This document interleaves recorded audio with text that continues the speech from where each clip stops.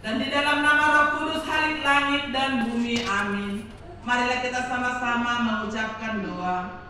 Ya Tuhan Allah, berkatilah kami dan sinarkanlah wajah-Mu bagi kami yang bersekutu di tempat ini. Amin.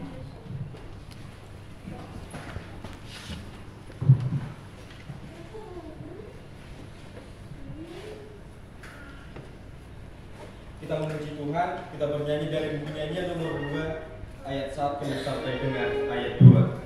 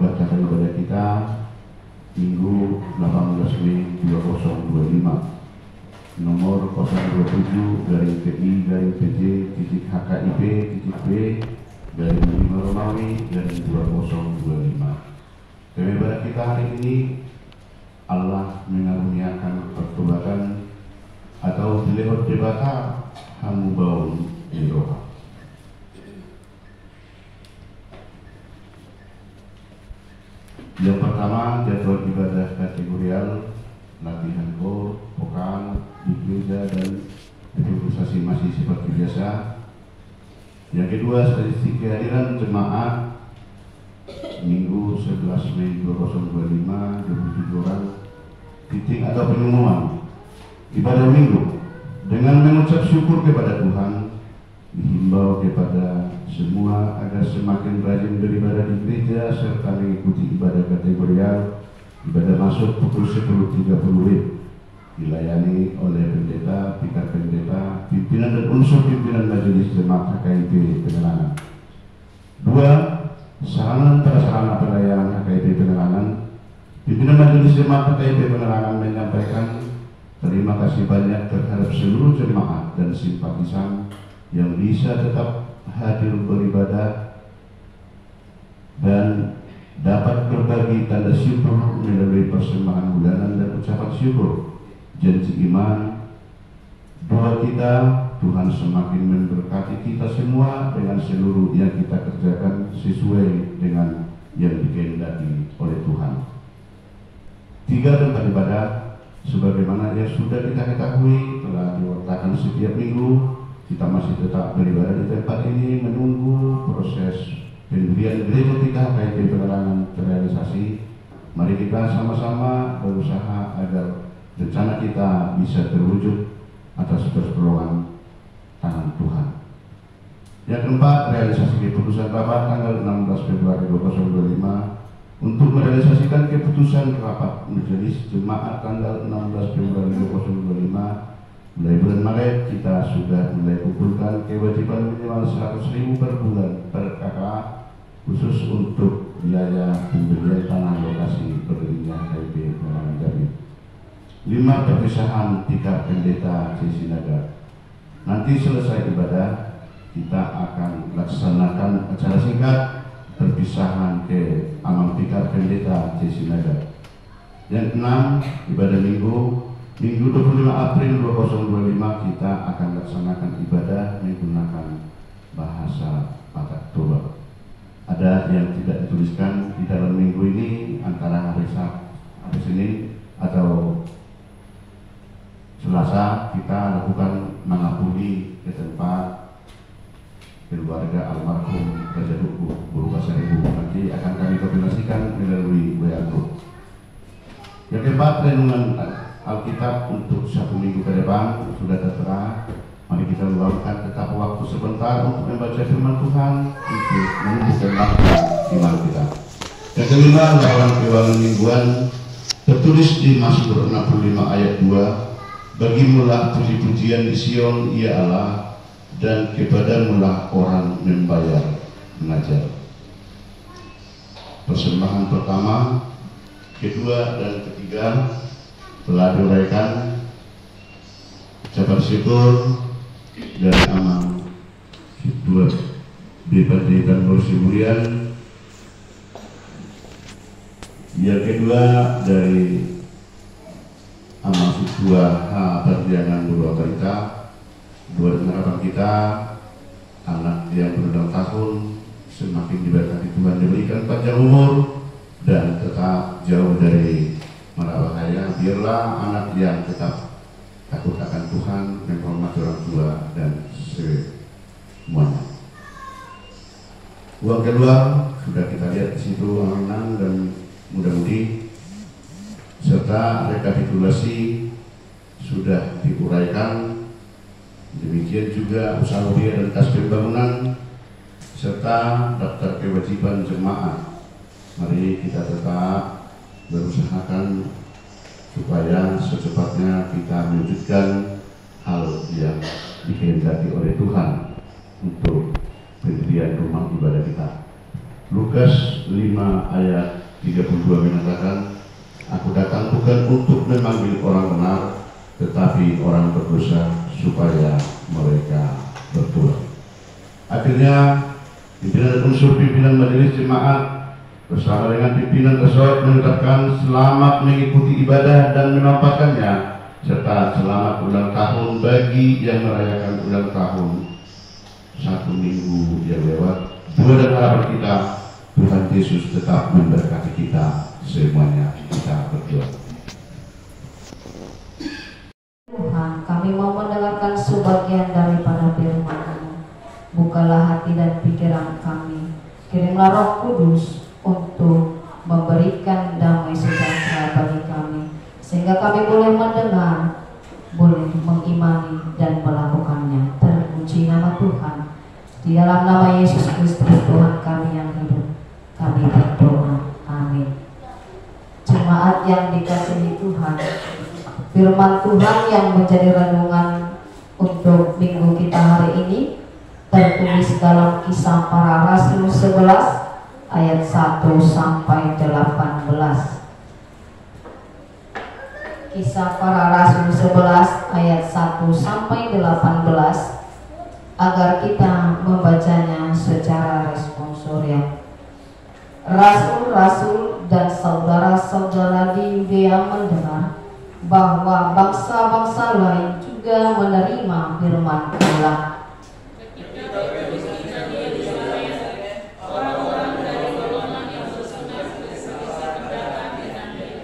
Kata mereka, engkau telah masuk ke rumah orang yang tidak bersunat dan makan bersama-sama dengan mereka.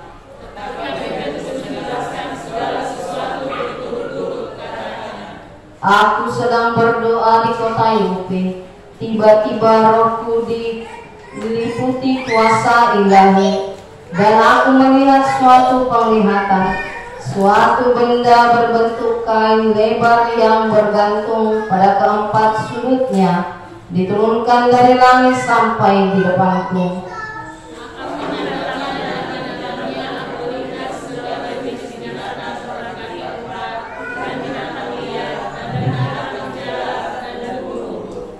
Lalu aku mendengar suara berkata kepadaku, bangunlah hai Petrus, sembelihlah dan makanlah.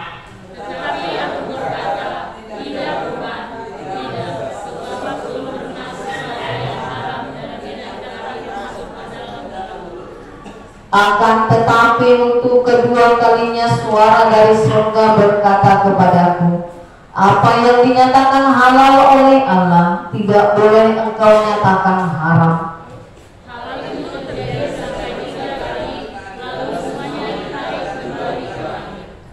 Dan seketika itu juga 3 orang berdiri di depan rumah di mana kami menumpang. Mereka diutus kepadaku dari Kaisarea.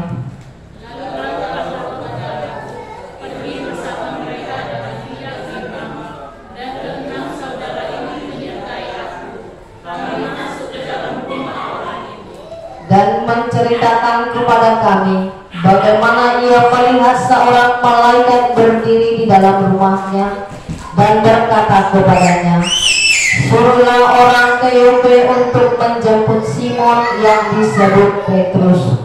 Ia menyampaikan suatu berita yang akan mendatangkan keselamatan bagimu dan bagi seluruh isi rumah.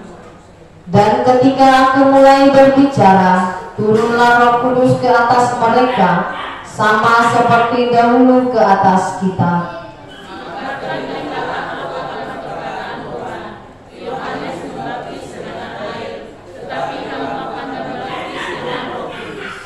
Jadi jika Allah memberikan karunia-Nya kepada mereka, sama seperti kepada kita pada waktu kita mulai percaya kepada Yesus Kristus, bagaimana entah mungkin aku mencegah Dia? Ketika mereka mendengar hal itu, mereka menjadi tenang, lalu memuliakan Allah, katanya. Jadi kepada bangsa-bangsa lain juga Allah menganugerahkan pertobatan yang membimbing ajaran itu. Demikian firman Tuhan, kita bernyanyi.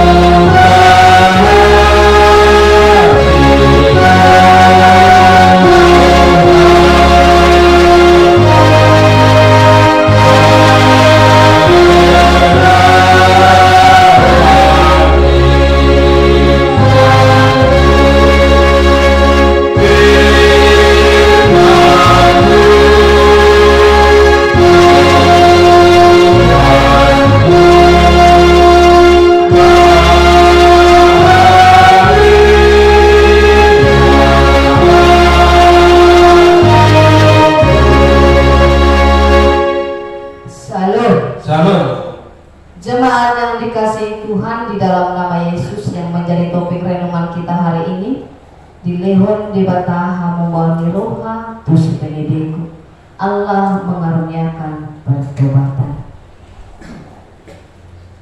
Kata bertobat itu tidak menjadi asing bagi kita. Kita tahu bahwa bertobat itu adalah satu tindakan, sikap yang meninggalkan hidup kelam menuju hidup baru, meninggalkan hidup yang gelap menuju hidup yang terang.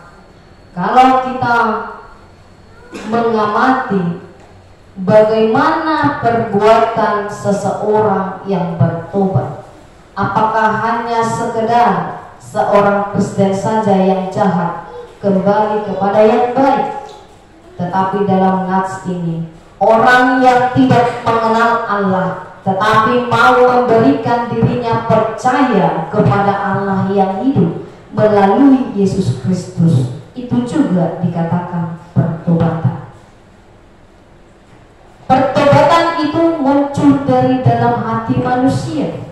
Pertobatan itu tidak dapat dilakukan oleh manusia itu sendiri. Itu adalah pekerjaan Roh Kudus.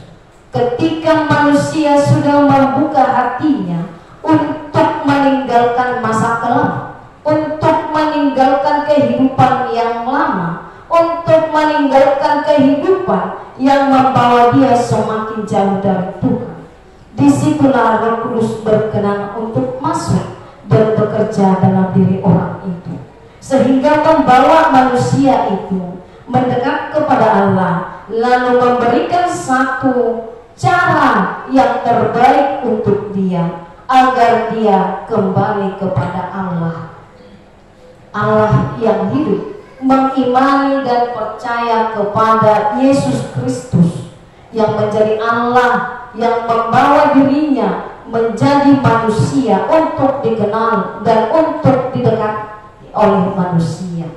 Dan dalam nats ini adalah pertobatan seorang, kalau dokter ibu adalah orang yang sama sekali tidak mengenal Allah. Dia adalah seorang perwira Romawi. Dia adalah orang yang sangat kaya raya, tapi dia tidak kenal Allah. Tapi dia dalam kehidupannya adalah orang yang sangat murah hati, orang yang sangat baik untuk menolong orang-orang susah. Dia tidak pandang bahwa hanya orang Romawi saja yang dia tolong, tapi dia juga tolong orang Yahudi, orang non-Yahudi, orang apa saja yang dia temui dalam hidup susah. Dia tolong dengan sepenuh hati. Dan pada saat ketika malaikat Tuhan menunjukkan diri kepadanya dalam satu penglihatan yang mengatakan, "Hai Cornelius, semua yang baik yang sudah kau lakukan dalam hidupmu sudah sampai ke hadapan Tuhan. Semua yang kau perbuat selama hidupmu itu diterima oleh Tuhan. Utuslah beberapa orang untuk menemui Simon yang disebut Petrus. Dia akan membawa satu berita kepadamu, berita keselamatan itu." Dan pada hari yang sama juga Petrus melihat satu penglihatan. Ada kain putih di setiap sudutnya itu, dan di dalam kain putih itu terbilang ada beberapa hewan berkaki 4. Dan juga itu adalah binatang kategori haram bagi orang Yahudi. Petrus adalah orang Yahudi yang taat kepada hukum Taurat, yang tidak pernah menyentuh binatang haram bahkan untuk memakannya sekalipun. Tetapi malaikat Tuhan mengatakan, "Hai Petrus, bangunlah, bangkitlah, sembelih dan makanlah." Lalu dia bilang apa? "Tidak Tuhan, saya tidak pernah memakan yang haram masuk ke dalam perutku." Itu sampai 3 kali berlangsung. Tetapi apa yang dikatakan oleh malaikat Tuhan? "Hai Petrus, apa yang dikatakan Tuhan halal tidak boleh kau nyatakan haram." Artinya apa? Ini mengarah kepada kehidupan Cornelius, bahwa orang yang menerima Kristus tidaklah hanya orang Yahudi saja, bukanlah hanya orang yang bersunat saja, tetapi di luar dari bangsa itu berhak menerima keselamatan, berhak untuk diselamatkan, berhak untuk percaya kepada Kristus. Lalu Cornelius menyuruh beberapa orang untuk bertemu Petrus di Yope. Di sana malaikat Tuhan berbicara kepada dia, "Ada yang mencarimu. Pergilah dengan tidak bimbang." Itu adalah orang yang diutus oleh malaikat Tuhan. Mereka pergi menjumpai Cornelius. Di dalam rumah Cornelius mereka makan bersama, bercerita, bercengkrama. Dan Petrus menyampaikan keselamatan itu kepada Cornelius dan seluruh isi rumahnya. Agar mereka selamat, maka Petrus membawa mereka untuk dibaptis. Dan dalam nats ini juga banyak orang Yahudi yang melihat apa yang dilakukan oleh Petrus. Petrus masuk ke rumah orang berdosa, orang yang bukan Yahudi, orang yang tidak bersunat. Itu adalah satu peraturan yang tidak boleh dilanggar oleh orang Yahudi, bahwa mereka tidak boleh berteman di luar dari orang Yahudi. Mereka memanggil Petrus dan menyidang Petrus. "Engkau adalah seorang rohaniwan, tetapi engkau meledukkan dirimu kepada orang berdosa. Apa maksud dan tujuanmu?" Tetapi dengan rendah hati Petrus, tidak dengan marah, tetapi dengan rendah hati dia berbicara dan menerangkan bahwa ini bukan pekerjaan saya, ini pekerjaan Roh Kudus, ini pekerjaan Tuhan. Jangan kamu pikir ini semua rencana saya. Tuhan bekerja untuk Cornelius dan keluarga. Tuhan bekerja untuk diriku agar membawa dia kembali kepada Allah, agar dia percaya dan mengimani keselamatan itu sudah sampai di dalam nama Tuhan Yesus Kristus. Nah, itulah yang disampaikan oleh Petrus kepada orang Yahudi, orang yang bersunat, orang yang sudah bertobat, sehingga mereka tidak lagi marah ataupun membuat Petrus masuk penjara. Tetapi mereka dengan rendah hati, membuka pikiran, mau menerima apa yang diterangkan oleh Petrus. Sehingga dengan penuh sukacita, mereka memuji, memuliakan Allah. Ada orang yang diselamatkan, dan dengan dalam sukacita mereka ternyata bangsa-bangsa lain juga diberi keselamatan oleh Allah. Itulah yang disampaikan dalam nas ini. Nah, nas ini, teks ini, firman Tuhan ini mengajak kita untuk menyadari dan untuk melakukan apa yang disampaikan di dalamnya. Yang pertama, kasih karunia Allah berlaku untuk semua orang sesuai dengan kehendak Allah itu sendiri. Sama halnya yang terjadi dengan orang Yahudi. Kalau mereka adalah bangsa pilihan Allah, mereka beranggapan bahwa Allah itu milik mereka. Jadi kalau Allah itu milik mereka, Allah memilih mereka, mereka beranggapan begini, bahwa mereka sanggup untuk mengatur kemana kehendak Allah ini berlaku. Kalau ini saya benci Tuhan, jangan berkati dia. Saya suka yang ini, Tuhan berkati ini saja. Itulah yang mereka harapkan. Tetapi Tuhan Allah menyatakan dirinya. Apa yang dinyatakan halal oleh Allah tidak boleh kau nyatakan haram.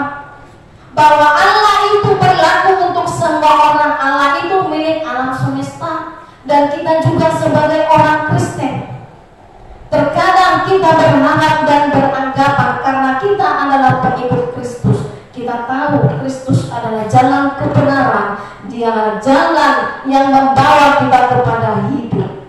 Lalu kita beranggapan kepada diri kita bahwa kitalah yang terpilih dan yang dipilih untuk selamat. Lalu yang lain sana kita beranggapan bahwa mereka tidak layak untuk menerima keselamatan itu.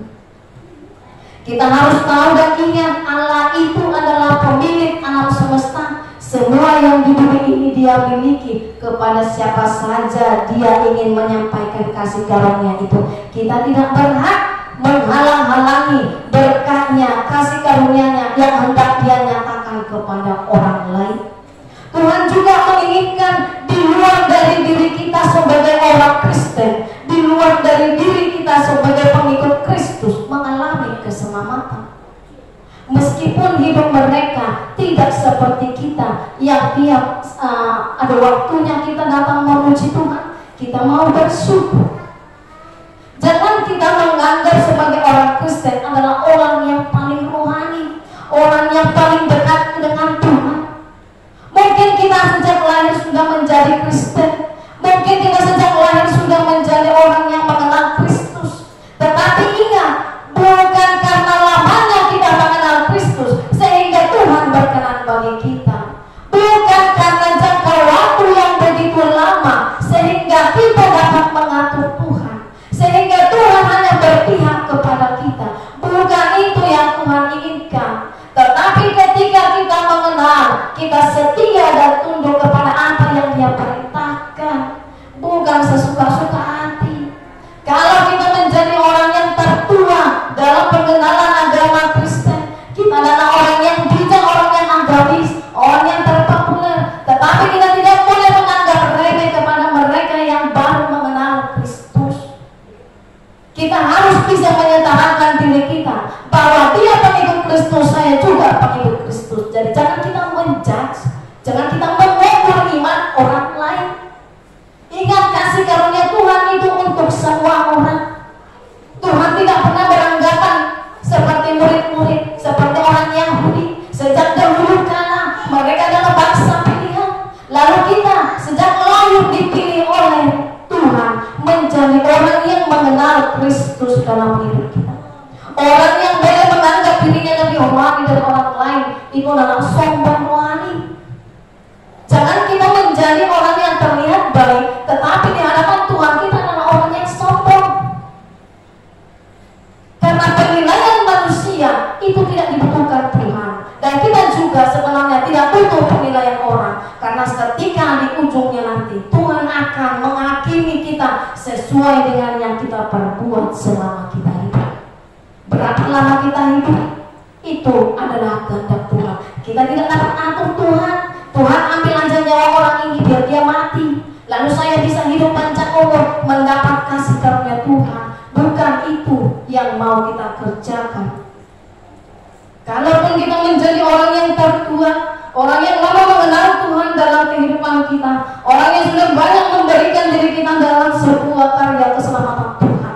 Tapi ingat, bukan itu yang Tuhan inginkan, tetapi di dalam pekerjaan yang Tuhan berikan kepada kita, kita menjadi orang yang setia dan melakukan apa yang berkenan kepada Tuhan. Kalau yang terjadi dalam kehidupan kita, kita mengatur Tuhan, mari kita bertanya kepada diri kita, siapakah saya sehingga merasa berhak menentukan siapa yang Allah selamatkan, siapa yang tidak diselamatkan? Siapa kita? Adakah kita punya hak di sana? Kita tidak punya hak. Siapakah kita sehingga merasa kecewa ketika Tuhan memberkati orang-orang yang kita tidak sukai, orang-orang di luar dari iman Kristen, orang-orang yang tidak sejalan dengan pikiran? Apakah kita punya hak melarang Tuhan? Apakah kita punya hak untuk kecewa kepada Tuhan? Tidak, kita tidak punya hak.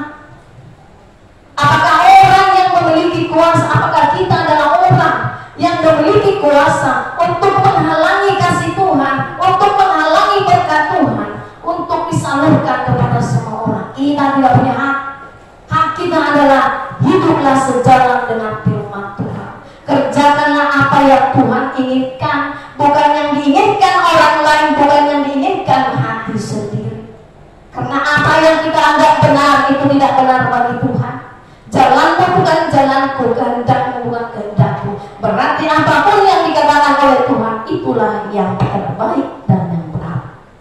Jadi ketika kasih karunia Tuhan itu berjalan untuk semua makhluk di bumi ini, kita tidak punya hak untuk cemburu, kita tidak punya hak untuk marah, kita tidak punya hak untuk kecewa. Terimalah, karena apabila kita punya rasa kecewa, punya rasa marah kepada Tuhan itu sendiri, ketika memberkati orang lain, ingatlah bahwa kita tidak mampu menerima jalan hidup yang ditentukan Tuhan bagi kita.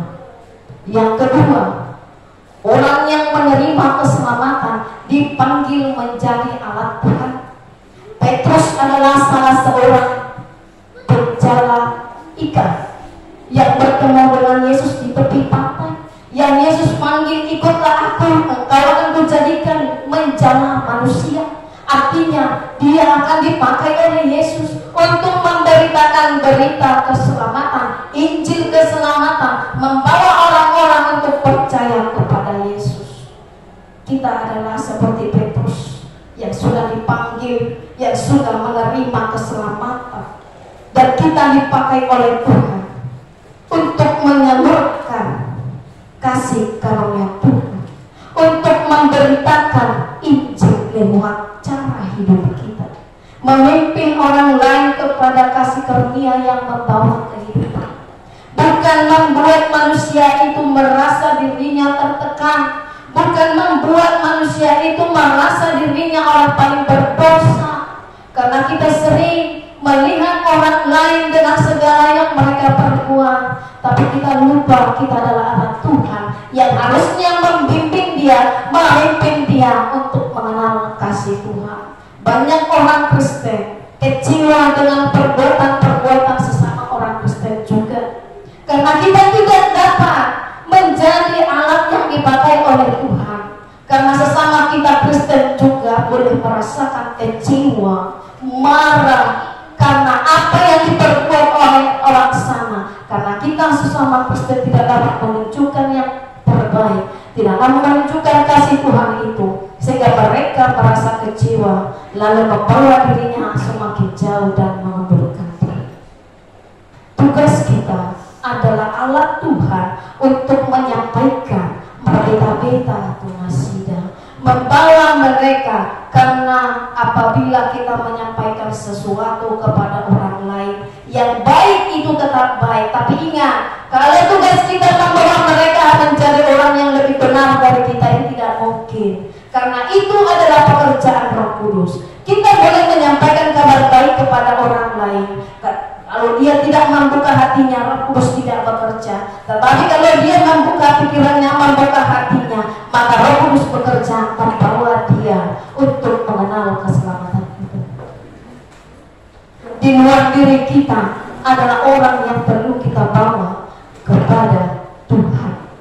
Apa cara kita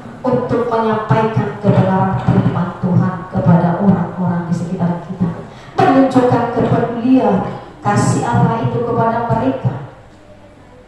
Apa hal yang dapat kita kerjakan untuk hidup orang sana? Kalau kita berbuat yang baik, berbuatlah seperti untuk Tuhan. Jangan harapkan engkau mendapatkan dari perbuatan baik itu. Apabila itu yang kita harapkan, maka kita akan mencari kejiwaan. Bahkan kita boleh menuntut dia harus berbuat baik kepada saya. Kalau kita mau melakukan apa yang mau kita tunjukkan dalam kasih Tuhan tidak menuntut balasan apa-apa. Ingatlah, ketika kita mengerjakan itu, kita mengerjakannya untuk Tuhan, bukan menunjukkan sebagai keluarga, rekan kerja, semarga, seini dan seini. Tidak. Kerjakanlah itu seperti untuk Tuhan, melalui kepedulian sikap kasih kita kepada mereka, melalui tutur kata dan relasi tindakan kita sehari-hari. Kalau kita berucap dengan kata-kata yang boleh menyakiti orang, itu yang bawa dia semakin jauh dari Tuhan. Tetapi tugas kita adalah menyangkal diri kita agar kita dapat dipakai oleh Tuhan untuk memberikan mereka kasih karunia, untuk membawa mereka kepada pertobatan, mengenal Allah yang penuh kasih itu, yaitu di dalam nama Yesus Kristus. Kasih karunia Tuhan terbesar dalam hidup kita adalah pengorbanan Yesus Kristus di kayu salib. Itu sudah kita terima, itu sudah kita rasakan, itu sudah kita hidupi. Maka untuk itu kita perlu mengerjakan keselamatan itu dalam hidup kita. Karena kalau hanya kita beranggapan seperti orang Yahudi, kita sudah lama mengenal Tuhan, kita tahu sejarah perjalanan Tuhan dari dia kecil sampai dalam pelayanan, bahkan sampai mati di kayu salib, bangkit dari antara orang mati, naik ke surga, itu kita tahu ceritanya. Tapi Tuhan tidak menginginkan kita menjadi orang yang intelek dalam mengetahui segalanya, tapi kita perlu mengimani keselamatan itu.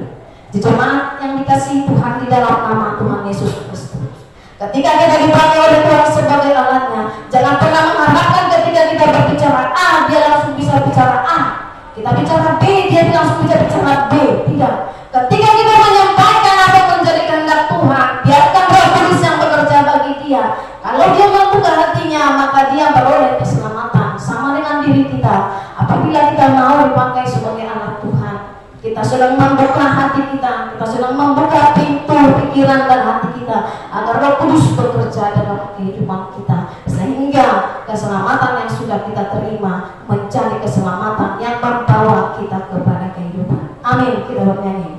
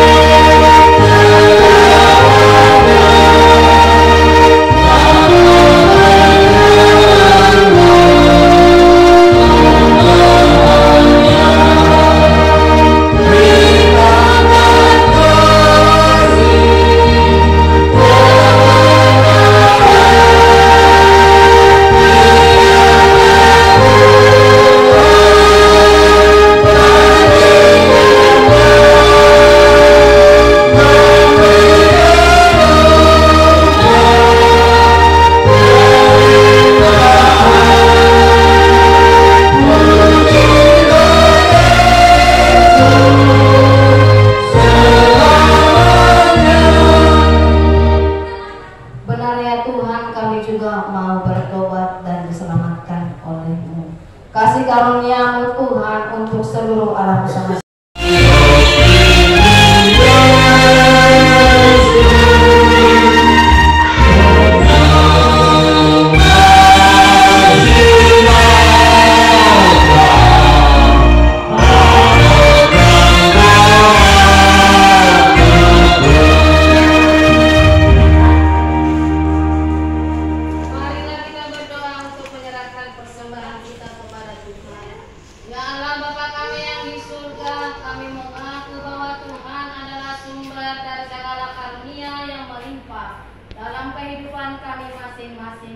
Sebahagian daripada karunia itu kami serahkan kembali sebagai persembahan kepada Tuhan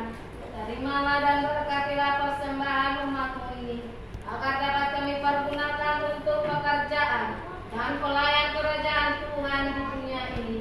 Bukalah hati kami untuk mengenal betapa banyak berkat dan karunia yang kami peroleh dari Tuhan, supaya kami senantiasa bersyukur kepadamu. Dalam nama Tuhan Yesus Kristus Tuhan kami. Amin. Marilah kita sama-sama mengucapkan doa Bapa kami. Bapa kami yang di surga, dikuduskanlah namamu, datanglah kerajaanmu, jadilah kehendak-mu di bumi seperti di surga.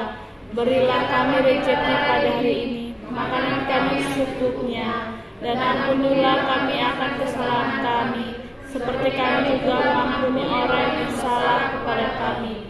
Dan jangan masukkan kami ke dalam pencobaan, tetapi bebaskanlah kami daripada yang jahat. Karena Engkau yang punya kerajaan dan kuasa dan kemuliaan sampai selama-lamanya. Amin. Pulanglah dengan sejahtera dan terimalah berkat